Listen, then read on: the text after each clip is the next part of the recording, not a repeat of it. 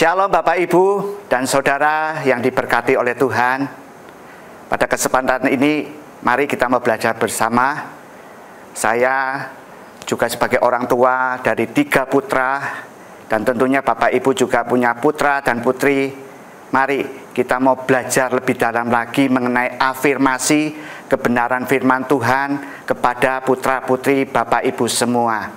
Ya, yang lalu di tata nilai yang kedua, saya pernah men-sharekan bagaimana di tata nilai Kahalkit yang kedua tentang sebagai ciptaan yang baru, Tuhan afirmasikan kebenarannya kepada putra-putri Bapak Ibu saat mereka merenungkan firman Tuhan, saat mereka bersendiri dengan Tuhan, menjalin keintiman dengan Tuhan. Tuhan afirmasikan firman-Nya tentang jati diri Bapak Ibu semua. Dan tentunya kita mendorong, kita sebagai orang tua juga mau ada di pihak Tuhan, mengafirmasikan kebenaran-kebenaran firman Tuhan kepada orang-orang yang kita sayangi. Haleluya. Kenapa hal itu sangat penting? Ya, ada 3 hal yang pada kesempatan ini kita mau pelajari. Yang pertama, mengenai visi iblis. Ya, kita mau belajar tentang visi iblis. Yang kedua, visi Allah kita. Dan kita mau belajar contoh-contoh afirmasi kepada putra-putri Bapak Ibu semua. Biarlah kita mau belajar kesempatan ini mengenai visi iblis. Ayo kita belajar membaca firman Tuhan di dalam Yohanes 10 ayat yang ke-10. Demikian bunyi firman Tuhan. Pencuri datang hanya untuk mencuri. Si iblis itu pencuri. Dia datang untuk mencuri, dan dikatakan dan membunuh dan membinasakan. Bapak Ibu, kita semua sadar bahwa iblis punya agenda khusus bagi orang-orang percaya. Tua, muda, anak-anak, dia ingin mencuri berkat-berkat Tuhan. Dia ingin membinasakan rencana-rencana Tuhan dalam anak-anak Tuhan. Dia punya agenda itu yang kita mesti pahami. Dia ingin menggagalkan rencana Tuhan sebagai ciptaan baru di dalam Kristus. Dia ingin melabelkan ciptaan-ciptaan lama kepada kita semua, apalagi kepada Bapak, putra-putri Bapak Ibu semua. Dia sangat konsen generasi-generasi yang ada di bawah kita ingin dihancurkan supaya generasi gereja kita menjadi lemah, tidak gagah perkasa di dalam Tuhan.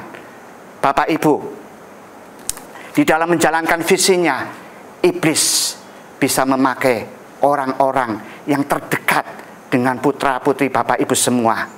Dia bisa memakai teman-teman Bapak Ibu semua.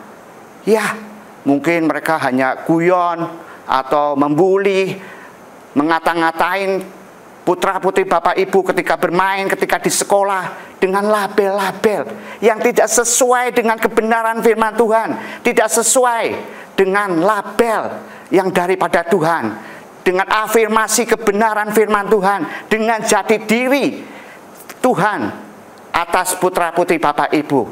Ya, iblis bisa pinjam tangan, pinjam mulut untuk memakai anak-anak, teman-teman Bapak Ibu semua.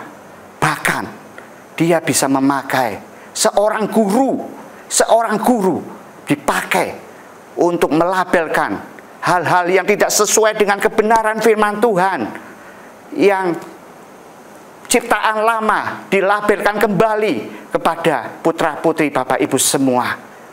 Dia punya agenda ingin membunuh dan membinasakan. Inilah visi dari iblis.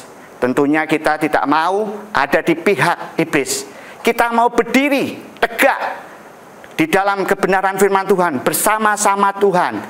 Sebagai orang Tuhan, sebagai orang tua yang di dalam Tuhan, kita mau afirmasikan kebenaran firman Tuhan kepada putra-putri Bapak Ibu semua. Bagi Bapak Ibu yang sudah punya cucu, bisa afirmasikan kebenaran firman Tuhan jati diri cucu-cucu Bapak Ibu semua diafirmasikan sesuai dengan kebenaran firman Tuhan. Inilah kita mau belajar visi Allah yang kedua. Lanjut, Yohanes 10 ayat yang ke-10 tadi. Di bagian B dikatakan, aku datang, Tuhan datang, supaya mereka mempunyai hidup dan mempunyai dalam segala kelimpahan. Inilah rencana Tuhan, bahwa ada kehidupan di dalam diri orang-orang percaya, dan bahkan kehidupan yang dari Tuhan itu berlimpah-limpah di dalam kehidupan orang percaya. Inilah visi Tuhan. Dia selalu memberikan yang terbaik, anugerah yang sempurna bagi kita, diturunkan oleh Bapa segala terang.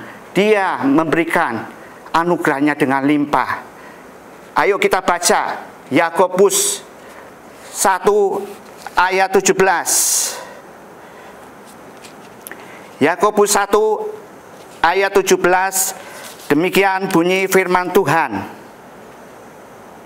Setiap pemberian yang baik dan setiap anugerah yang sempurna datangnya dari atas, diturunkan dari Bapa segala terang. Haleluya. Padanya tidak ada perubahan atau bayangan karena pertukaran. Inilah visi Allah. Dia menganugerahkan hal-hal yang baik, yang hidup, yang penuh keberkatan, supaya kita menjadi berkat. Haleluya. Tuhan juga inginkan kita memikirkan perkara-perkara yang di atas, merenungkan hal-hal yang baik, yang manis, yang sumbernya dari Tuhan, supaya ketika kita afirmasikan hal-hal yang baik, afirmasikan yang sedap didengar kepada putra-putri Bapak Ibu semua, dia juga ikut merenungkan, memikirkannya. Ayo kita baca Filipi 4 ayat 8. Demikian bunyi firman Tuhan.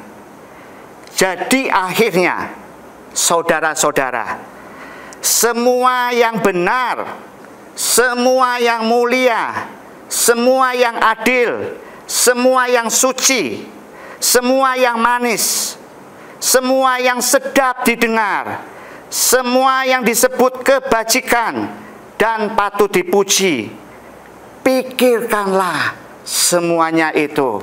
Haleluya.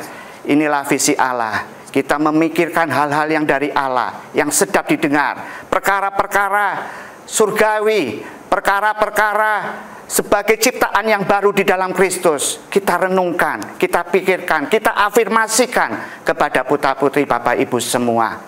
Haleluya. Mari kita mau belajar poin yang ketiga tadi, contoh bagaimana kita mengafirmasikan firman Tuhan. Yang lalu juga saya sudah share bagaimana Bapak Ibu bisa mempergunakan ayat-ayat firman Tuhan untuk mengafirmasikan kepada putra-putri Bapak Ibu tentang kebenaran-kebenaran jati diri putra-putri Bapak Ibu di dalam Tuhan Yesus. Mari kita belajar contohnya. Misalnya kita belajar di dalam Yesaya pasal 43 ayat yang keempat.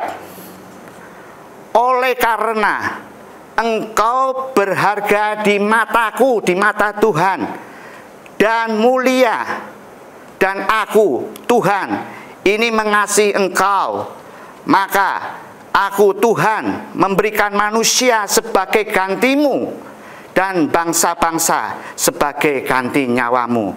Ya, kita bisa praktekkan ayat ini kepada putra-putri Bapak Ibu semua. Bapak Ibu bisa afirmasikan kebenaran firman Tuhan di dalam Yesaya ini dengan berkata, sebut nama putra-putri Bapak Ibu sekalian, katakan bahwa engkau berharga di mata Tuhan dan mulia, dan dikatakan Tuhan mengasihi engkau. Haleluya. Kita mau belajar lagi Amsal 23 ayat 18. Demikian bunyi firman Tuhan. Amsal 23 ayat 18. Karena masa depan sungguh ada, dan harapanmu tidak akan hilang. Haleluya. Ini bisa diperkatakan, diafirmasikan kepada putra-putri Bapak Ibu semua. Bapak Ibu bisa katakan kepada putra-putri Bapak Ibu semua. Katakan, hei anakku, masa depanmu ada di dalam Tuhan. Dan harapanmu tidak akan hilang. Tuhan menyertai engkau, memberkati engkau. Kita belajar satu lagi di Amsal 14 ayat 26. Demikian bunyi firman Tuhan, Amsal 14 ayat 26.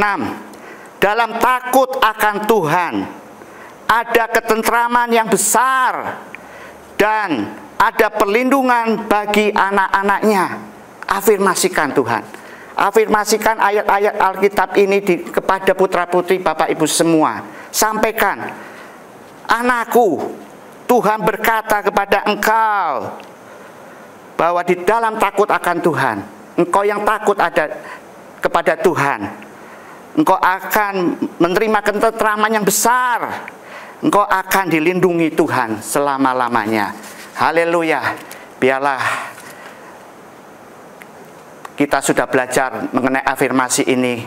Sekarang saya juga punya putra, Bapak Ibu punya putra-putri semua. Ayo kita sama-sama setuju ada di pihak Tuhan, mengafirmasikan kebenarannya, supaya anak Bapak Ibu semua menjadi kuat di dalam Tuhan, menjadi generasi gereja yang akan datang.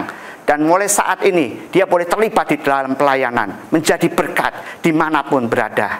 Haleluya. Tuhan Yesus memberkati kita semua.